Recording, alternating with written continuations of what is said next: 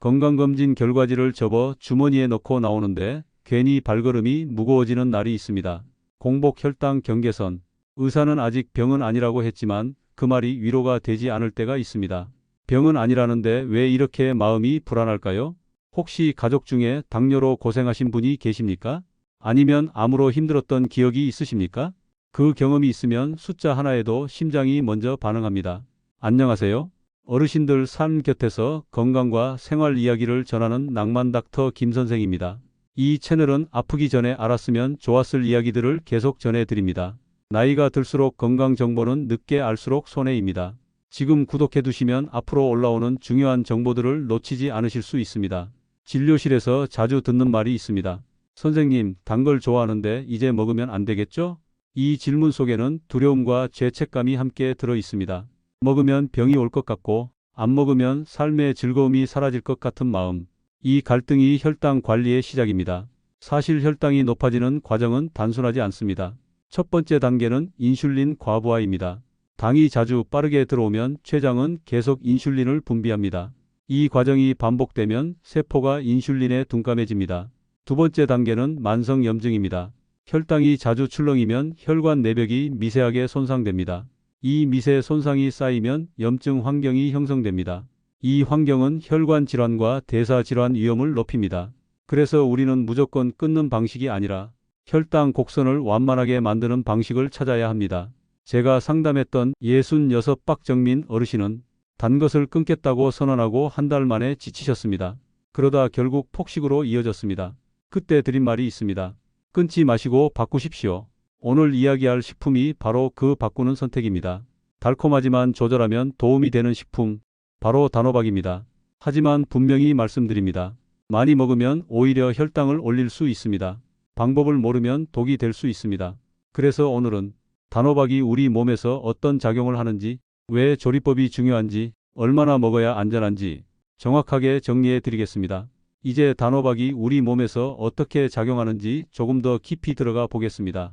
막연히 좋다가 아니라 왜 도움이 될 수 있는지를 이해해야 제대로 활용할 수 있습니다. 단호박의 핵심 성분은 베타카로틴입니다. 이 성분은 체내에서 비타민 A로 전환되며 강력한 항산화 작용을 합니다. 첫 번째 단계는 활성산소 억제입니다. 우리 몸은 숨을 쉬고 에너지를 만들 때마다 활성산소를 생성합니다.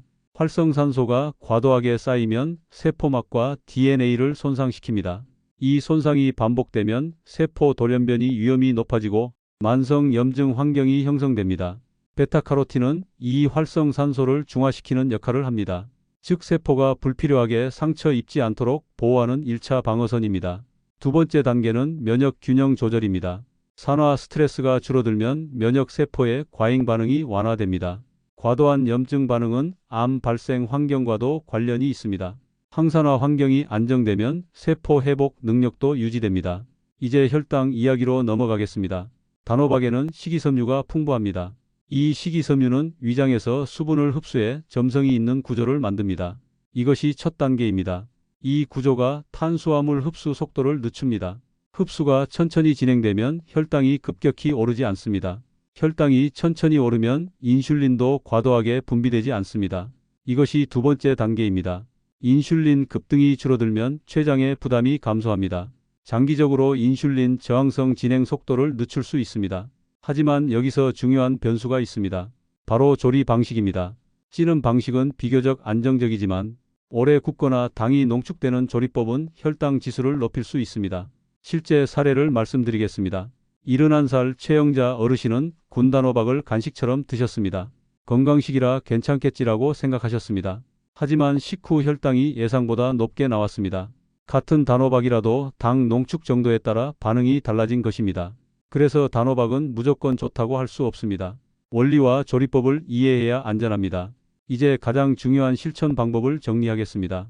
아무리 좋은 식품이라도 방법이 틀리면 도움이 되지 않습니다. 단호박도 예외가 아닙니다. 첫째, 섭취량입니다. 하루 적정량은 약 100g, 손바닥 한 조각 정도면 충분합니다. 많이 먹는다고 효과가 더 커지지 않습니다. 오히려 탄수화물 섭취량이 늘어나 혈당이 오를 수 있습니다. 둘째, 섭취 타이밍입니다. 공복에 단독으로 많이 드시는 것은 권하지 않습니다. 가장 좋은 방법은 식사와 함께 혹은 식사 중 일부 탄수화물을 대체하는 방식입니다. 예를 들어 밥 양을 줄이고 단호박을 곁들이는 식입니다. 이렇게 하면 총 탄수화물 섭취량을 조절할 수 있습니다. 셋째, 조리법입니다. 가장 권장되는 방식은 찌는 방법입니다.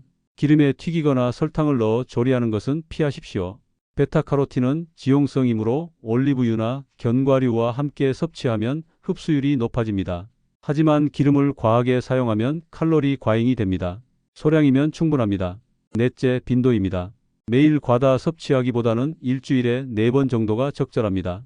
피부가 노랗게 변하는 카로틴 축적 증상이 나타나면 일시적으로 중단하십시오. 대개 섭취를 줄이면 자연스럽게 회복됩니다.